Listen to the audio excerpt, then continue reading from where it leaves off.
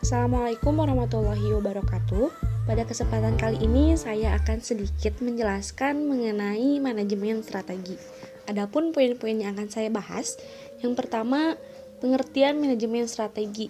Kedua, elemen manfaat dan posisi. Tiga, proses, jurus dan model strategi. Empat, formulasi strategi, visi dan misi, analisis eksternal dan analisis internal.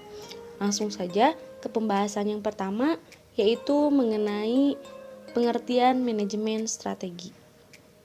Manajemen berasal dari kata manajemen bahasa Inggris, turunan dari kata to manage yang artinya mengurus atau tata laksana.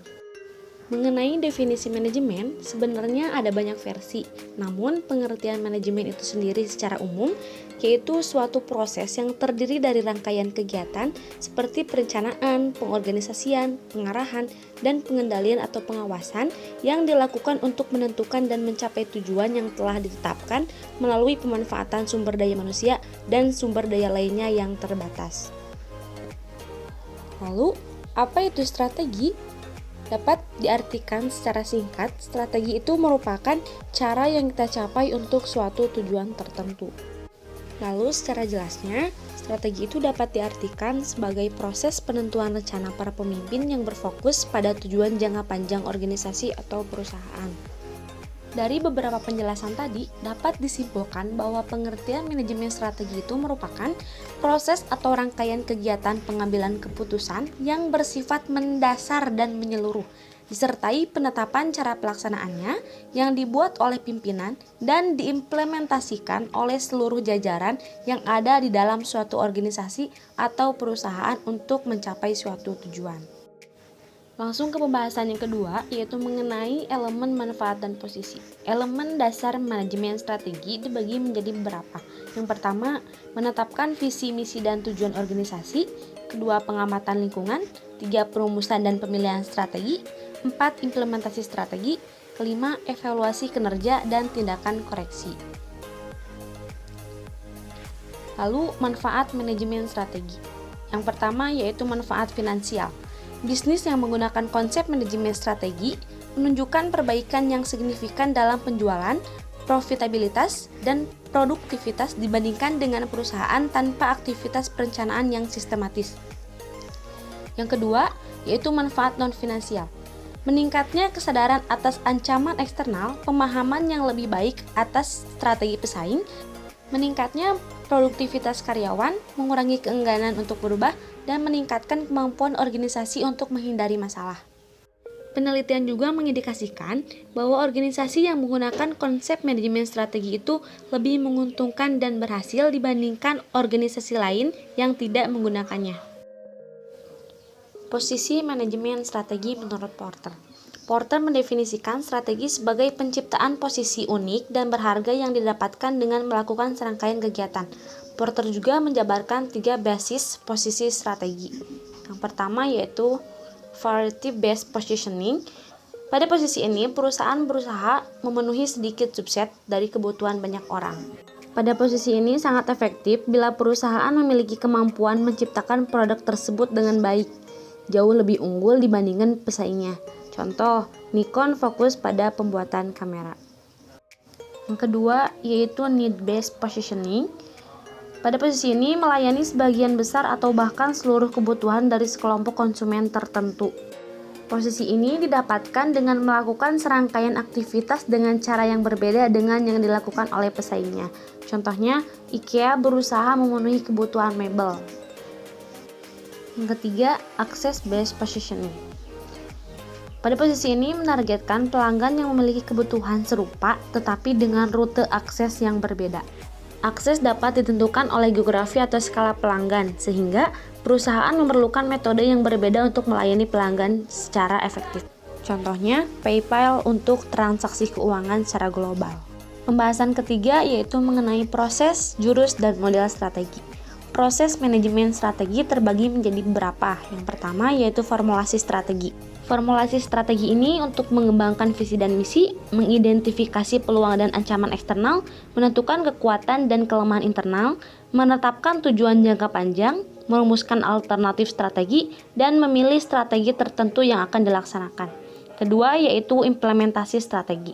Implementasi strategi ini untuk mengembangkan budaya yang mendukung strategi, menciptakan struktur organisasi yang efektif dan mengarahkan usaha pemasaran, menyiapkan anggaran, mengembangkan dan memberdayakan sistem informasi, dan menghubungkan kinerja karyawan dengan kinerja organisasi. Yang ketiga, yaitu evaluasi strategi.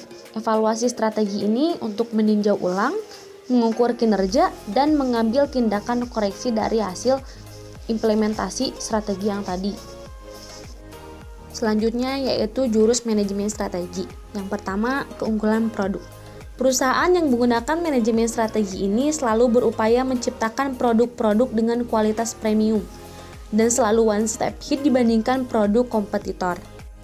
Kedua, yaitu keunggulan operasional.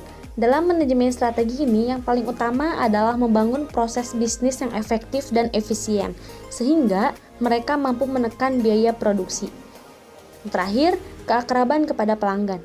Dalam manajemen strategi ini, yang paling utama adalah membangun hubungan yang akrab dengan semua pelanggan, sehingga akan membentuk mitra bisnis yang langgeng dan berkelanjutan. Kemudian, model manajemen strategi. Model manajemen berbasis sumber daya.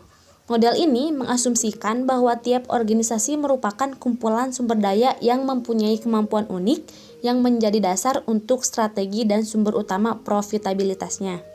Sumber daya ini merupakan input bagi proses produksi perusahaan seperti barang, modal, kemampuan para pekerjanya, paten, keuangan, dan manajer yang berbakat. Sebenarnya, satu jenis sumber daya saja bisa jadi tidak dapat menjadikan suatu perusahaan memiliki keunggulan yang bersaing. Misalnya, sebuah mesin canggih tidak dapat menjadi sumber daya yang relevan jika tidak didukung dengan sumber daya yang lain. Misalnya, tidak adanya pegawai yang dapat mengoperasikan alat canggih tersebut.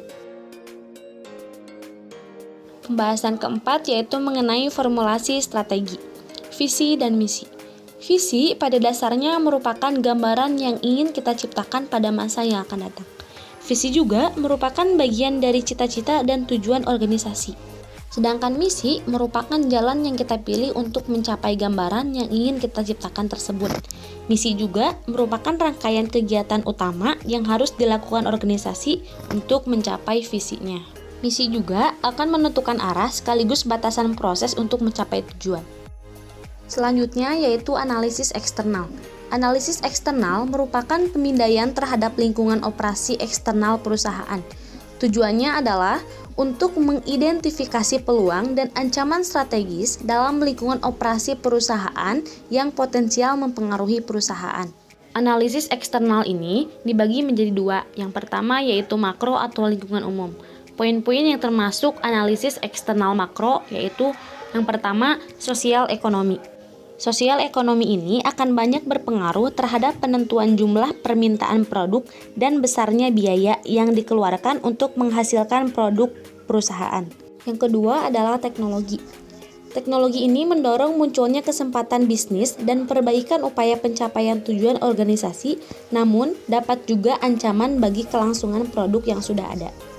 Yang ketiga yaitu pemerintah. Campur tangan pemerintah tidak dapat dihindari pada setiap tahap dalam rangkaian kegiatan produksi. Karena pemerintah memiliki otoritas dalam hal peraturan atau tata niaga berbagai komoditas. Selanjutnya yang kedua yaitu analisis eksternal mikro atau lingkungan industri.